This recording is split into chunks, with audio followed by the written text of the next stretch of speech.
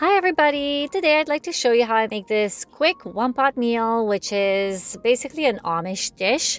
It's made of sauerkraut, if you have a lot of sauerkraut, with your choice of meat. It goes really well with egg noodles or with rice, anything that you can pour those sauces over.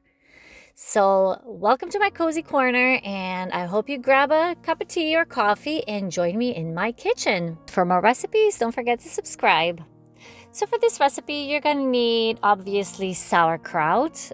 You can have store-bought or homemade. I'm having store-bought here because I don't want to kill the fermenting good bacteria in the cooking process. I have pork here. You can choose whatever kind of meat you want. I have egg noodles. I have apple butter made by myself a few years ago, some onions, garlic, and I have here some caraway seeds, some mustard, and some bay leaves.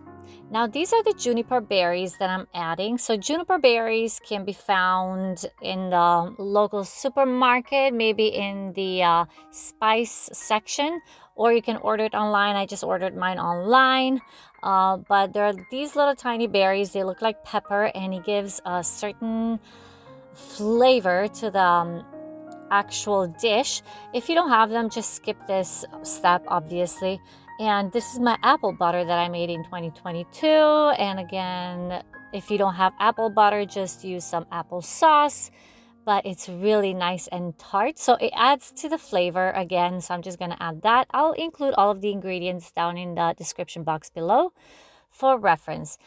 So once you have all the ingredients laid out, the whole process is really quick, and we're just going to use one pot for this whole dish. And I love it because I usually have leftovers, so I cook once and I have enough food for 2 days.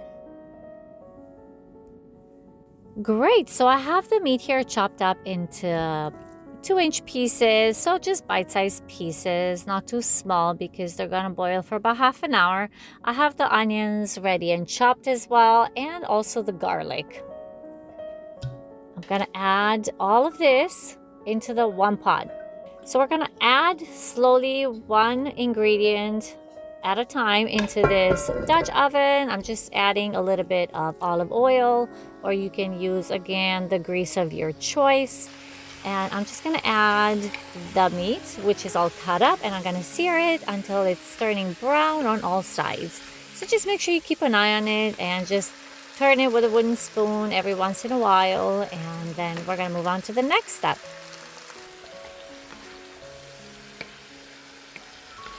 So after the meat has browned on all sides, I'm kind of in a rush here because I have some things to do with the family. I'm just adding the caraway seeds, and also the bay leaves,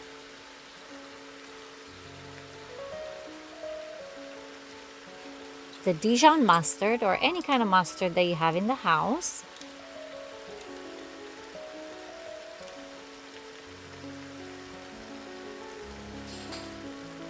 as well as the apple butter. So if you don't have apple butter, you can skip this, or you can just add like a few tablespoons of apple sauce.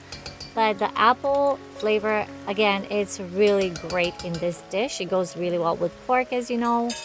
And I'm adding, I don't know, I just eyeball this, but I'll give you the full ingredient list down below. These are the juniper berries. And we give it a good mix in there. Make sure everything is well incorporated.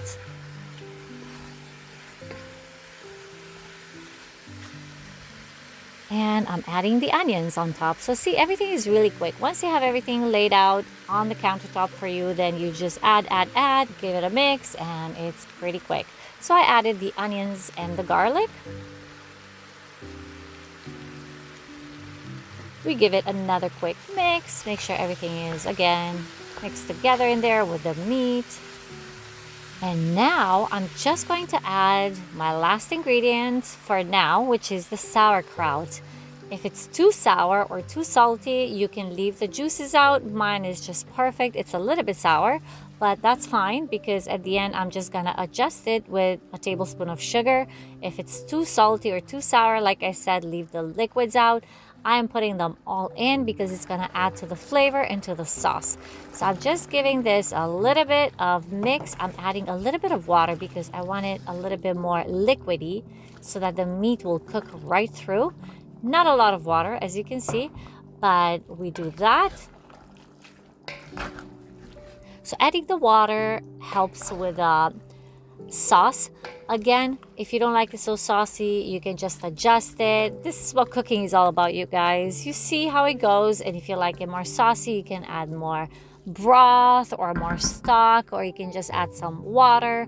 So I'm just eyeballing here until I see a little bit of sauce down there at the bottom of the pot so that nothing will stick to it and create that crusty, smoky, burnt flavor that will just ruin the dish. Of course, I have to add some pepper, so don't forget your ground pepper. If you want to, you can skip this if you have stomach issues, but I like to add a little bit of freshly ground black pepper.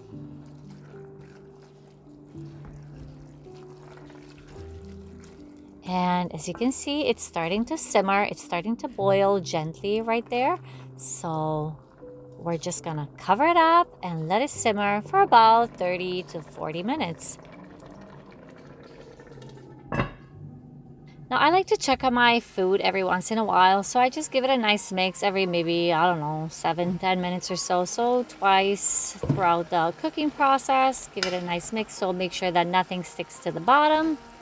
And then we cover it again and let it simmer until the time is up or the meat is cooked through. So you can actually check it, like I said, 30 to 40 minutes. In the meantime, so close to the end of the cooking time, I'm gonna get my pasta cooked. So I'm just gonna boil some water and cook these delicious egg noodles. So I just have here the flat noodles. You can add any kind of noodles you want. You can use spaghetti, you can even use any kind of pasta or even rice. It's really delicious with rice as well. So whatever choice of pasta or side dish you have, you can just use that. You don't have to use the flat egg noodles if you don't have those. So the meat is all done, it's all cooked, and you don't want to keep it any longer because of the sauerkraut. So the cabbage will turn into mush and we don't want that. So I'm just adding the cream here. This is heavy cream that I'm adding. And it just adds to the flavor because the sauerkraut is just going to balance everything right out. So they go really well together, again, like I said. So I'm just adding the heavy cream and then we give it again a quick mix.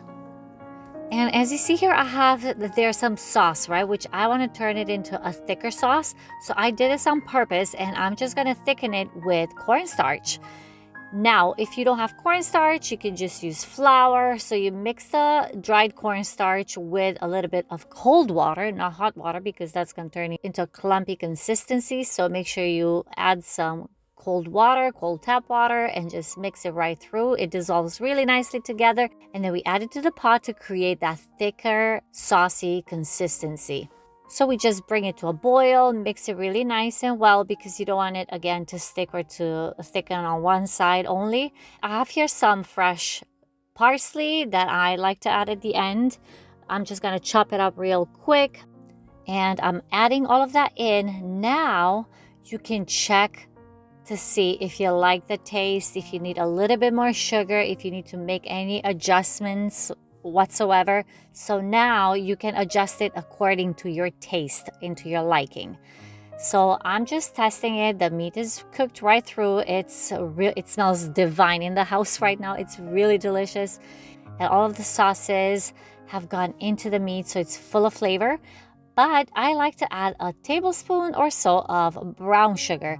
So because of the sauerkraut, I like it to make it a little bit sweet and sour. You won't even taste the sweetness, and you can adjust it with salt and pepper, whatever you like. I find that it needs a little bit more salt. And I like to add also a few drops of liquid smoke. I've had this liquid smoke for a while, and I like to add it here and there in some of the dishes that I make. You don't need a lot of drops, just a few for a kick in flavor. And if you don't want to use this, you can just use smoked meat or smoked ham instead of the fresh pork that I have here, so that you don't have to add the liquid smoke. but I have it handy and I always add a few drops if I need to. In this dish, I really like to add that. That's pretty much it. I hope you enjoyed this recipe. I'm just gonna pour this into bowls and we're gonna enjoy a delicious lunch. Hope you guys give it a try, and if you have any questions, just drop them down in the comment section down below, and make sure you subscribe for more cozy recipes that I like to share once a week or every 2 weeks, depends on my crazy schedule around the house, but we cook every single day, and if not, we love to have leftovers like these ones. Thanks for joining me, and see you in the next video.